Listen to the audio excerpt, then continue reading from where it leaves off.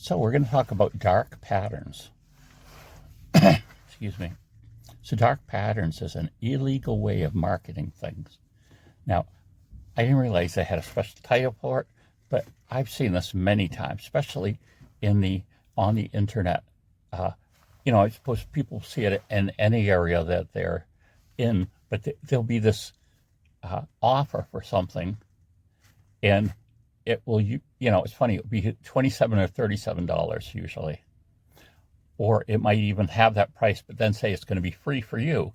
Well, what's buried in the thing is you subscribe to a really expensive, like $30 or $40 a month site that has just about no content.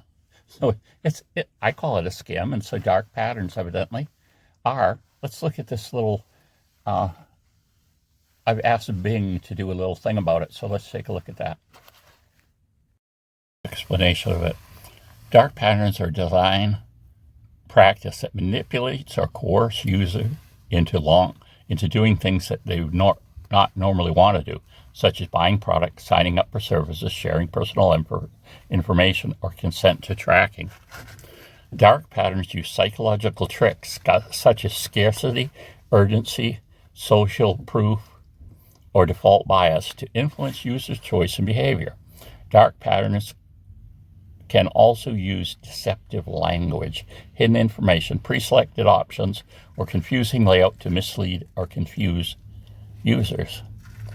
Dark patterns are illegal to use in marketing because they can violate consumer protection laws and privacy. For example, dark patterns can be considered unfair or deceptive trade practices under the Federal Trade Commission Act, which prohibits business from engaging in acts or practice that are likely to cause substantial injury to consumers that is not reasonably avoided by consumers and not outweighed by the countervailing benefits to consumers or competition. Okay, then it says it violates something specifically in California. Dark patterns can also infringe on users' rights under the General Data Protection Act. You got to get valid consent from users before they start doing things with your data and sell it to. Dark patterns can harm consumers and society by eroding trust, undermining autonomy, reducing competition, and compromising practice.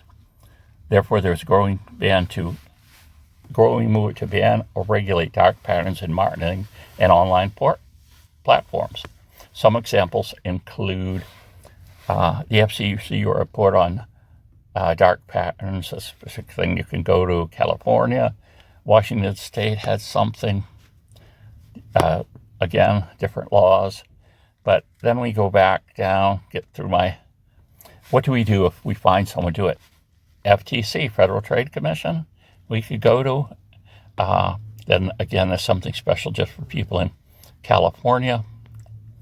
There's this thing called the Stanford Digital Civil Society Lab, and their research center that explores how technologies affect civil society, and they are studying the dark pattern idea. This tip collects anonymous users of dark patterns from consumers and uses them to inform research, education, and policy. Consumers Report, nonprofit organization. You can report dark patterns to their dark patterns tip line. So they can be reported. And like I say, how many times have you open an email and they say, there's only 10 of these left? And they probably sent the email out to 10,000 people, but there's only 10 of them left. Well, there's really like 1,000. And they just say that this is the sense of urgency, making you think that it's actually a deal you have to buy today. There won't be any tomorrow. So people are sometimes hasty in buying something without really thinking it through. I mean, even used car salesmen used to do that one time. You go in, you look at a car, and you say, are you going to buy it right now? No. Well, gee, if you're not going to buy it right now, this just came in. So we got to take it in the shop and we'll do work on it. And that will add like $1,000 or $2,000 onto the price of the vehicle. And, I just would say, oh, I'm not interested. That's that technique again. Applying pressure. They're not going to bring it in the shop and do extra work to it. That's one of the tactics. Time pressure, quantity pressure, or some other thing that is deceptive. And like I say, I've seen a lot of the ideas of buried in this thing that you get free, or for some small amount, you're stuck with this membership. And by the time you find out you had the membership, you've already paid 2 or 3 months for it. And they're like, oh no, we can refund you this month, but we can't do those other 2 months.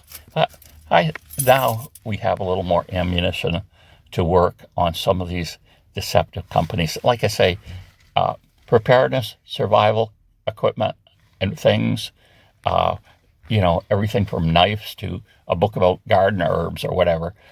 I've seen on the internet all kinds of people using this dark pattern technique. Tell me what you think. Bye.